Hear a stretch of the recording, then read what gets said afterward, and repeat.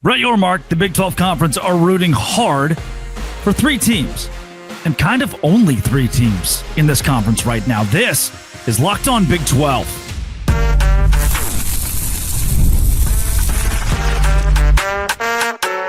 You are Locked On Big 12, your daily podcast on the Big 12 Conference, part of the Locked On Podcast Network, your team every day. Happy Wednesday, everybody. Welcome into Locked On Big 12. I'm Drake Toll from America's #1 Big 12 podcast, Locked On Big 12. Thank you for making this show your first listen every single day. We will start. Brett Yormark, the Big 12 Conference. They are not exclusively, but almost exclusively rooting for BYU, Texas Tech, and Utah. And the reason may make some sense, but it should tick you off if you're Cincinnati. It should probably not make you very happy if you're Baylor or Arizona. We'll start there. Then Texas Tech. Terroristic move. There was a pocket knife found on the Kansas sideline this week in Lubbock, and all the FBI, the Texas Rangers, have been deployed. It's going to be a complete and utter fiasco to find the culprit that did this. Then BYU and Utah, as it's as toxic as it gets. Is that good or bad? Like, are we in the middle of war? The holy war makes sense. All of that with TJ Pittenger of College Football Addiction. If you hit subscribe, I get to keep my job. Why is the Big 12 only rooting for a handful of teams? Drake, is the Big 12 desperate for the three top teams to continue to be the three top teams? Yeah, it's okay. So I've explained this so many times on my show, and I keep getting comments that are like, is this guy drunk or high or both? The answer is no, I am not. I'm going to explain it. This is the last time for a long time for everyone to buckle up here. So the Big 12 wants Texas Tech, Utah, and BYU to win because those are the top three teams in the Big 12 right now. And I think you could argue they have the top three strongest brands.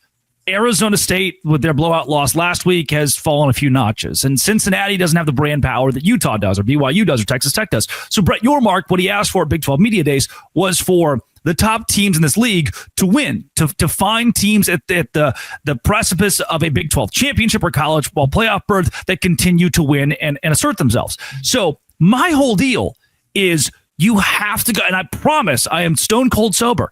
You have to go to Tim Allen's Santa Claus movies. It's a really weird concept in these movies because why would we ever make a children's program where someone kills Santa Claus? But it's exactly what happens. Tim Allen does that. and after he kills Santa Claus, your reward is getting to be Santa Claus, which they don't glorify the job in the movie. But honestly, what a banger job to have. Like, I think if that was how real life goes, there's a massive target on Santa Claus's back for him to survive because others are going to want to be Santa Claus. That's kind of what the Big 12 is right now. Once you assert yourself as Santa Claus, you now have the onus on yourself to be the long-term Santa Claus. If somebody else, if let's say that you are like Arizona State last year lost to Cincinnati and they weren't very good last season. That was an example of our version of Santa Claus, a team that could have been very powerful in the Big 12 Conference, Arizona State, had they beaten Cincinnati, losing to Tim Allen. They got knocked off the roof. You're like, no, this is not what we need. We need the consistency of one singular Santa. We can't be on movie number 4. We're running out of concepts to make this entertaining. So that's what the Big 12 is looking at right now. This is an analogy that Brett Yormark, I think, subscribes to, and it's the best way that I can describe it, is kind of the Santa Claus effect, that if we keep having to change our old St. Nick, that's a problem for the conference. You need to have Clemson. They've been that version of this concept in the ACC, or Alabama for so long in the SEC, or now what Indiana is becoming in the Big Ten. Indiana, in essence, is your Tim Allen now for that conference. The Big 12 needs that. Brett Yormark. So here's the deal. If Utah and BYU and Texas Tech each finish 9-3 or 10-2, you're playing yourself out of the college football playoff, and you're not giving yourself as many opportunities to make the playoff. In my ideal world, in an ideal world where Santa gets to live forever and be the same guy, and we don't have to keep making these stupid movies, in that ideal world, TJ, we see BYU, Utah, and Texas Tech all at 11-1, which is still mathematically possible. We see them all at 10-2 or somewhere in that range of like, okay, now there's a real conversation about having these teams in the college football playoff. Cincinnati could be there, no doubt, but they don't carry the same brand power they did when they went to the college football playoff. Had they had consistent winning past that, they look really good. Instead, they remind a lot of the country right now, and I speak on behalf of somebody who's watched college football from this lens of Cincinnati being a group of 5 school for so long. They remind a lot of folks like a BYU, like it's cute, or not a BYU, but a Boise State. It's cute when they win, but we don't take them seriously. It's cute they got in, we don't take them seriously. And I'm not even going to rag on Cincinnati too much. They say that about like a TCU, right? Oh, it's cute that they won, but do we really take them seriously and put them in the college football playoff? And then they ended up beating Michigan. So the Big 12 Conference is rooting for 3 schools because brand power is so important, and 3 schools because the college football playoff and our opportunity to play in it hinges on our bigger brands winning. And those 3 brands right now are BYU, Utah, and Texas Tech. The biggest thing that I see with it too is there's so much parity in a lot of other leagues. Right. Yeah. Right now is the perfect opportunity. Like LSU is an underdog right now at Vandy, which all credit to Vandy and what they've done. And LSU has had struggles, but you've got a brand lessened. You've got other teams like Missouri and Ole Miss competing when big programs like Florida are struggling in the SEC. And I do think there's an opportunity. Indiana going on the road and winning in Oregon. There's a Penn State losing to UCLA and Northwestern firing there. There's an opportunity. Now, Ohio State's still doing well.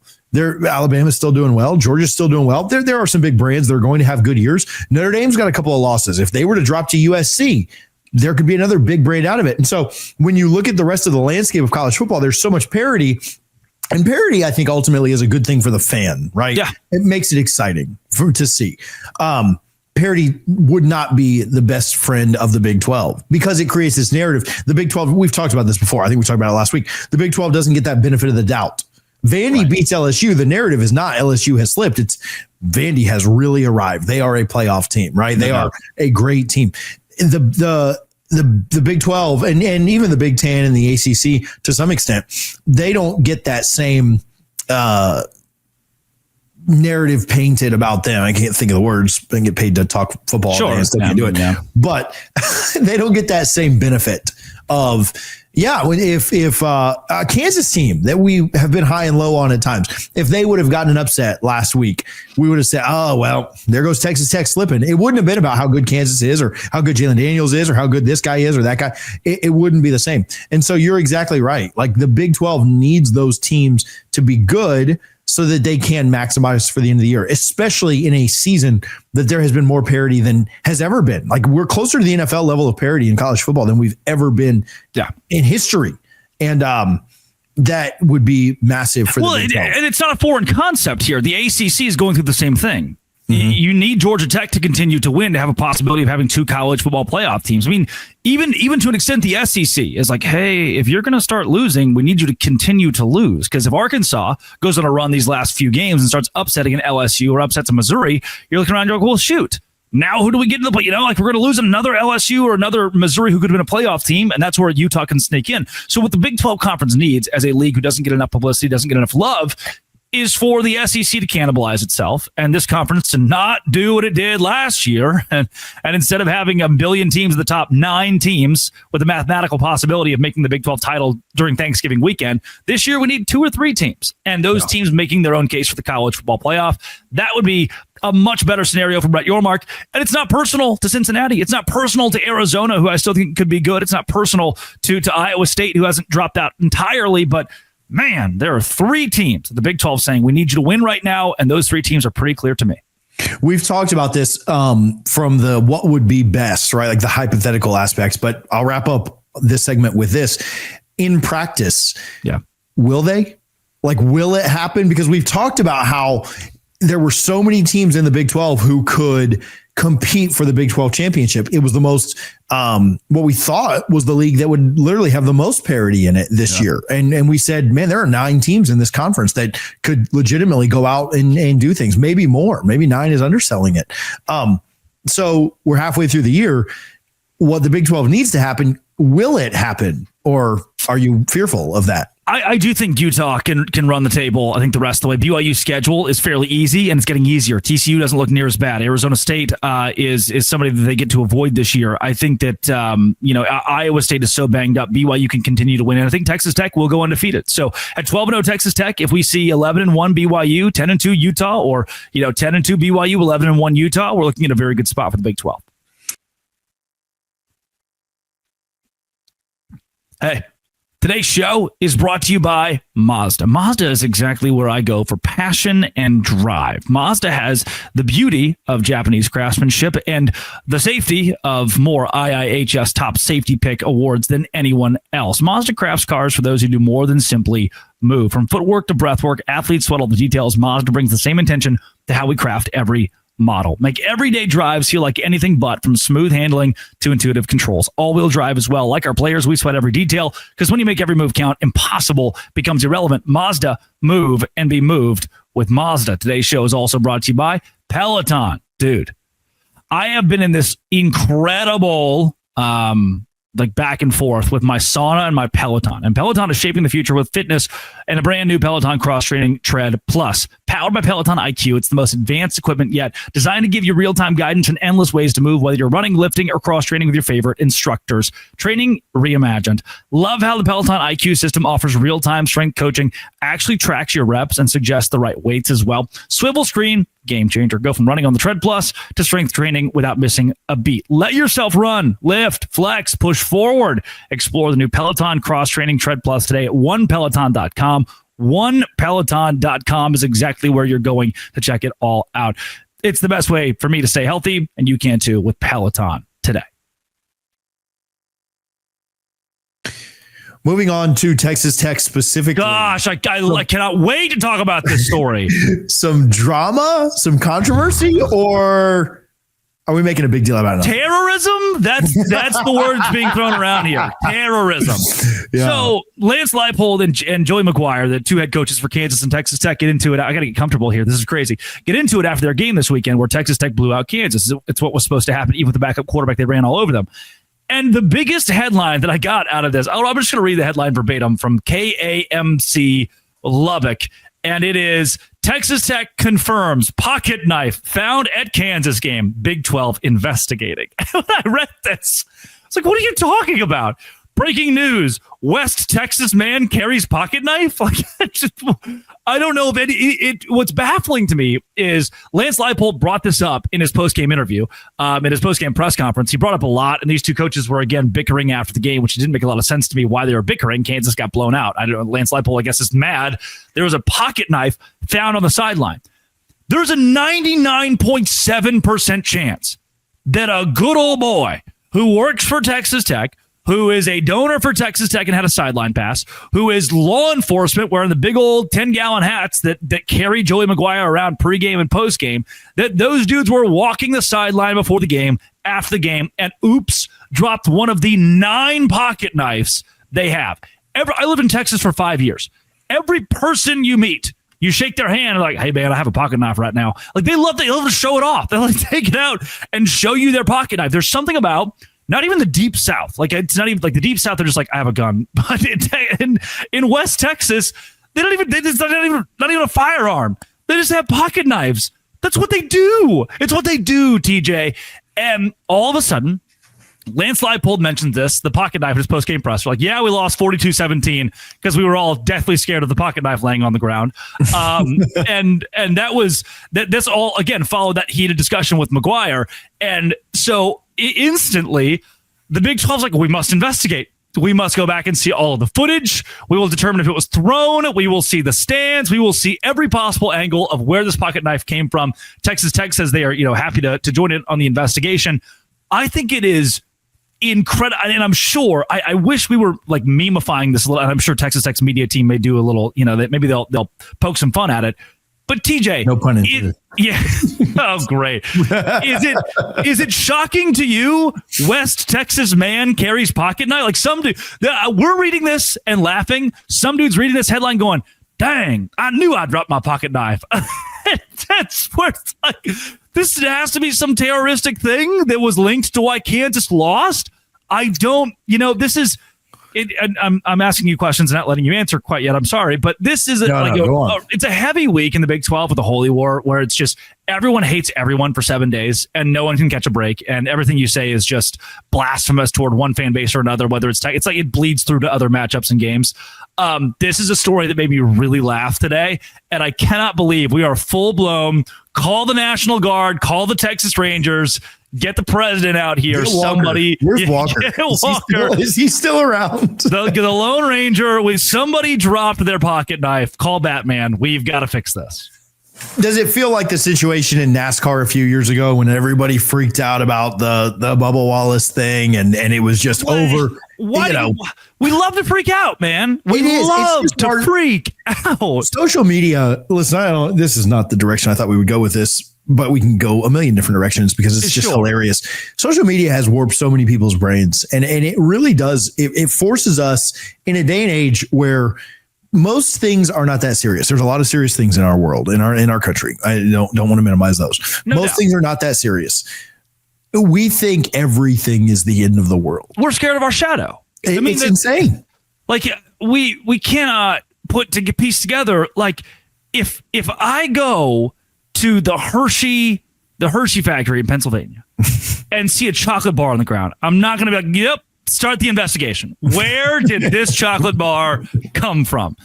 You going to a Texas Tech football game, going to Lubbock, Texas, is like going to a daily pocket knife convention. It's what happens there.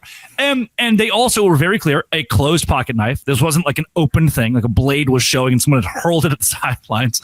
This is a situation where we see, good old cowboy do what good old cowboys do. And look, TJ, there is a minuscule, tiny, smallest chance of all time that some drunk person was like, I'm going to throw a pocket knife at you, and then threw it aggressively at a Kansas player. But look, if that was the case, don't you think by now, with the way we love to blow things up, that's what Lance Leipold would have mentioned. That's what the player would have come forward and said, this was a terroristic thing where a student looked me in the eyes and said, this is my pocket knife. I'm throwing it at you. Also, let's also consider. While it was closed. While closed, yep. It's just a projectile. Because the best way to get somebody is with a closed pocket knife. Right. It would okay. This is a game in physics. What is more aggressive to hit someone with? A closed, 6-ounce pocket knife or a 16-ounce can of beer? Right. Like if I'm going to hurl something at someone to hurt them, which I'm not, by the way, it's probably going to be the can of beer instead of my pocket knife, which probably cost a lot more than the can of beer. We freak out, and what I take away from this is this happened a little bit last year. I called a couple coaches. Remember when Baylor was stealing the radio signal for TCU? Mm-hmm. You remember this? Because it's so funny. I wish we spent more time talking about it. Now that I look back and I think that was awful. The Big 12 was not even allowing their radios to be necessarily infiltrated. They were instead just broadcasting Baylor's play calls or TCU's play calls over FM radio. You could turn it to the right frequency and just listen to the play calls, which I think is hilarious. Obviously the coaches got super mad, but at some level, you paid coaches, and I'm getting into the weeds a little bit, but you pay coaches who are, 21 years old, stand on the sidelines and read signals all game. That's just, the Connor Stallions thing was blown out of proportion. Every school does it. Every team does it. How much can you garner from their radio signals? It's going to take you a while. It's going to take you a while to decipher all of it. And this just feels like another one of those in the middle of the football season. Kansas is getting slapped around this year, man. They don't look great. I mean, their highs are not very high and their lows are pretty darn low at this point, it seems like. And Texas Tech is the best team in the Big 12. Do we need an excuse for everything? Do we need a ruse? Do we need a cover up? Do we need an oasis in the loss to be like, yeah, we lost, but it's because we were all scared of the pocket knife on the field? I think we can get past that era of college football that is hopefully short-lived in the last year and a half of just being scared again of our own shadow and pointing at pocket knives and saying, this is a terroristic threat. We lost the game because we were scared. What was the, I don't remember the coach in Waterboy. Remember when he said on the sideline, he said, I don't care if you have to stab him, don't let him score. Yeah. Maybe I don't remember the coach's name. They took it too literally. Was it Henry Winkler, I think, was the coach? Or before our big games in school, we would all get together at a buddy's house and watch a movie. It was basketball, but it was like Hoosiers or something. Maybe they all watched Waterboy before the movie or before the game, and that's what ended up happening. And also, every student is probably metal detector scanned in, so there's no way it was a student. I think this was, again, a police officer, a security guard for Joey McGuire. An equipment guy? Yeah. Is Chuck even an equipment guy? because they have, they got to, cut open off stuff all the time. Yeah, they got to cut tape when they tape up guys' leg. You would think a lot of times they have scissors, but yeah, that's not... It was a pocket knife, not an AK-47. Okay, can we, a samurai sword? This is the headline, and it's so awesome that send in the hounds, bring in the police, bring in the National Guard. Today's show is also brought to you by Wayfair. It's my first, actually, holiday season in a new home that I purchased myself in February, and I want to make it feel like Christmas. And so I've already started with Wayfair by buying my first Christmas tree for the first new home. It's coming. What's on a new home? Like I didn't build the home. I remodeled it, right? Fixed it up. And so now Christmas is going to be here. Even the big stuff, you get free and easy delivery with Wayfair. Instead of stressing about getting the house ready, you can actually enjoy the holidays with friends and family through Wayfair. Get organized, refreshed, ready for the holidays for way less. Head to wayfair.com right now for all things home. WAYFAIR.com. Wayfair, every style, every home. Visit wayfair.com and do it today. Wayfair can change your entire holiday season. Visit Wayfair. Today's show is also brought to you by my friends at Supply House. Supply House is where I've gone as well. You know, a new home, like, hey, I got a new old home. I got to fix it up, right? New repair stuff. Incredibly easy to find at Supply House. Over 280,000 parts, plumbing, HVAC, electrical items. Their real-time inventory and honest lead times keep you from punting projects, while the industry-leading customer service always has your blind side covered. Need fast parts for a project? Supply House has next-day delivery. Talk about a game-changer. Part finder tool and 3D schematics can save you hours in your job where every detail matters. Join the free Trade Master program today. Score serious perks like priority shipping, lower prices, dedicated support line. Visit supplyhouse.com. Just visit supplyhouse.com to sign up for free. Use promo code SHCollege5 for 5% off your first order. Supplyhouse.com, SHCollege5 for 5% off your first order. Real people, real service. That's Supply House. The best week of the year is the Holy War, and it's not necessarily just 1 week. It's 52 weeks between these two teams. We've done more videos on BYU and Utah arguing the offseason than we do in the regular season. So when it finally does culminate in this week that is exciting. Listen, I've got a little bit of a pet peeve, just the fact that game day is not there, although I'm not surprised at all with that SEC affiliation. Memphis USF, also a good game that getting no love. Of course, I understand it's a top 10 matchup. I understand that they will do anything they can to go to an SEC school. But aside from ESPN's own personal narratives, this is the game that I'm probably most looking forward to this week, and one that I've been looking forward to all year, especially with the dramatics that ended last season. Just big picture thoughts on this thing. This is the most incredibly toxic rivalry of all time. And it's the most religious rivalry. Yeah, that's the best part. Like, we get to 1 week out. I had somebody commented in my comment section. They said, I thought it was a hilarious comment. I responded pretty kindly. They're like, listen, I can't do it. I can't take this week. It's filled with hate, and I'm leaving. I'll see you again on Monday, October 20th, was the comment. And I was like, you know what? Hand up. Cool, man, whatever. And now 48 hours after reading that, oh my gosh. Like, we need to medicate people in a different way. We need some serious help here. And most of this stems from Twitter. Not even like, I think 90% of people are civil, and then the other 10% are on Twitter. And this rivalry transcends anything that I've seen in college football between two fan bases that are supposed to be nice, that have, like, you know, religious affiliation at the forefront of what they do and how they operate. And so, like, so here's what I think is crazy. Is, you know, I had a guy that jumped into my comment section, and I'm going to make this a little personal. I'm going to bring up, so, you know, this happened to me this week. And so I thought this was wild. He says, I say, you know, simple tweet, TJ, I'm going to the Holy War. I'll see you there. It was great last year. Hopefully this year will be awesome. Can, you know, BYU's atmosphere beat Utah's? This guy comments, oh, cute. BYU is paying for Trump and Ellen's disowned son to come watch them play football. Hand up. That's kind of funny. I giggled a little bit at that. You know, so I fire back with something, and I quit back, and all of a sudden, this guy falls apart. All of a sudden, oh my gosh, you've taken it way too far. You're taking it way too serious. You can't even, you know, how dare you say any of these things? And so what I started to realize is, and I don't know if it applies to the Utah side, which usually I feel like it does, or the BYU side, but either they take things too seriously, they can't be wrong, or they just don't know how to properly kindly banter. Like, I love the weeks, and I shouldn't love this, but I'm going to bring up, like, there are the memes that go around now. And it's like, Iowa State's playing Kansas State. And one of them will, you know, somebody will post the meme of, like, how many days since one of your alumni killed 13 people in a homicide. And you're like, what? And the other one is 11,000 days. Like they'll find some random alum from this university and they'll post that. That's banter that is decades old. Like that's not a today thing. That's like a funny, okay, you have a serial killer who went to your school and maybe it's not funny to you. I think that's normal, lighthearted weekly banter for college football, right? Things can get much worse than that.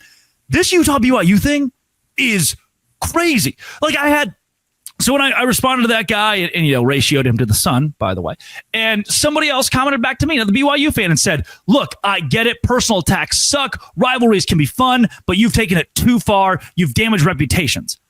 This same person, TJ, that said that to me, I've taken it too far, too serious, not 24 hours prior was doxing a former BYU player for now being in prison, saying, wish they could go to the game, but they're in prison. It's like, what did you do?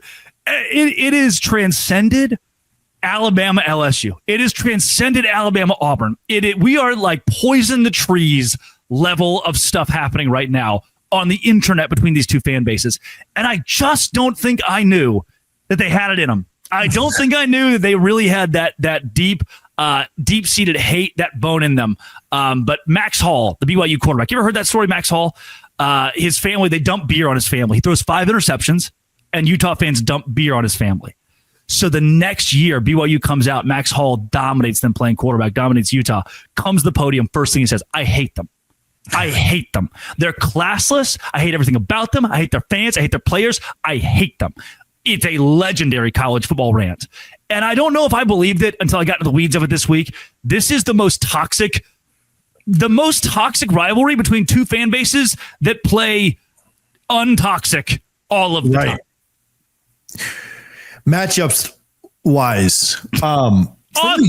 On the field, right? Yeah. No, well, and that's the thing. The best part of this rivalry, as good as the game is, all the things that surround it make it so much better, right? It is the storylines. On the field, where's the biggest advantage in this thing? Oh my gosh. Funny you ask that, TJ. I have the numbers. The numbers here. Utah fans like, oh, he hates Utah. He's a BYU homer. Look, dog. I'm happy to root for everybody. Last year I went to the game with Rice Eccles, very complimentary. I wore my Big 12 stuff, like my Rob Lowe NFL hat, unaffiliated. These are numbers that I can't fix, that I cannot change. And that's the vast disparity in this matchup, and you cannot argue it. It's objective, TJ. Utah defensively, 86th in the nation against the rush. Is that good? No. Not too good. BYU running the football, 17th offensively in the country. That is good. I don't get to choose whether or not those are good or bad. They are just objectively both bad for Utah, good for BYU. 86th against the run, 17th running the football. That's the big difference. That's the big disparity. I'm not saying something that is fake or false or making something up. I'm reading you the numbers. Those are just the numbers. And so you can't I love how Utah fans love clip that. They'll clip something from a YouTube show or a podcast or something like, oh, look what this guy said against Utah. I mean, look, he hates Utah. Nope. Buddy, I'm just reading the efficiencies right now between these two teams. And I can tell you, Utah has very poor starting field position, 103rd in the country, typically in starting field position, meaning that they're not very good at flipping the field. And BYU defensively is great at flipping the field. They're not afraid to punt and pin you back. Those are big differences in this game. They're the biggest differences in this game, and there's nothing I can do to change it. What about on the Utah side? Where can they take advantage and where can they get this thing done? Yeah. So the average third down distance for Utah as an offense is 3rd and 5, which is number 1 in the country. 3rd and 5 is their average distance. You could have 3rd and 25. You get a 3rd and 1. Their average is 3rd and 5, which is really good. For BYU, their average defensively is 3rd and 7. That's 69th. Nice in the country. Honor code violation. And so that's where Utah is really good offensively on having short third downs. Their conversion rate is number 1 in the country, by the way. BYU's defense is really good on third down, but also they're not great at limiting you to shorter. I should say their defense is not great at limiting you, to long third down. So Utah is going to find themselves in a lot of 3rd and 5, 3rd and 4 with an opportunity to convert. That's where the Utes could control this game. I want to get a score prediction from you, but do we get any chance from Utah that get them fined in this? I've been told that 30% of the stadium will be Utah fans. Yeah, no, 70% of the stadium is sold to season ticket holders. So I guess the other 30% somehow are going to be Utah fans. No chance this week. And BYU wins it 23-16, 23-19. And you're going to look at this, you're going to go, that sucked. But at least one of the teams won.